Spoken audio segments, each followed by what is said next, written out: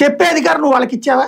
ఇప్పుడు for example so and so Telugu Desam MLA మన కార్యకర్తని ఏడిపిస్తున్నాడు. మన కార్యకర్త ఎక్కడ ఎందుకండి మచిలీపట్నంలో నేను బాలశౌరి రచ్చ చేసి క్వశ్చన్ వేసాడు. అతని ఇల్లు కూలిపోయి ఎన్ని రోజులైంది పగలగొట్టి? ఆ విషయాన్ని అతను వచ్చి చెప్పుంటాడు కదా.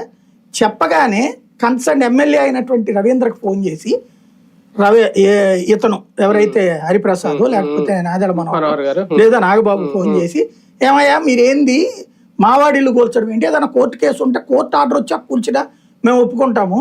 అది ఇద్దరు మధ్యన గొడవ, అది కోర్టులో తేల్చుకోవాల్సిన దాన్ని 200 మంది పోలీసులను ఇచ్చి బుల్డోజర్లతో కూలగొడతారా? ఇదేం పద్ధతి అని చెప్పి నువ్వు అడగాలి కదా. అడగనప్పుడు ఆ కార్యకర్తకు నువ్వు న్యాయం చేసింది ఏంటి? ఇంకా అదే కదా వాళ్ళు ఇప్పుడు వచ్చారు చెప్పారు పరిష్కారం కాలేదని అడిగారు.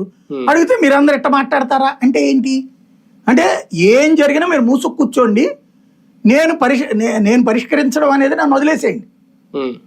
అవన్నీ నేను ఎవడో ఒకటి పేరు చెప్తా, మీరు వాళ్ళ మీద కూడా కంప్లైంట్ చెప్తే మిమ్మల్ని తప్పుకుంటాను తప్పించి నేను వ్యవస్థను సెట్ చేయను. సమస్య ఇప్పుడు చంద్రబాబు నాయుడికి ప్రాబ్లం అన్నారండి తెలుగుదేశం వాళ్ళు. కింద స్థాయిలో ప్రతి ఎమ్మెల్యేకి వార్నింగ్ ఇచ్చాడు లోకేష్. 100 సార్లు వార్నింగ్ ఇప్పటికి కూడా ఇస్తున్నాడు.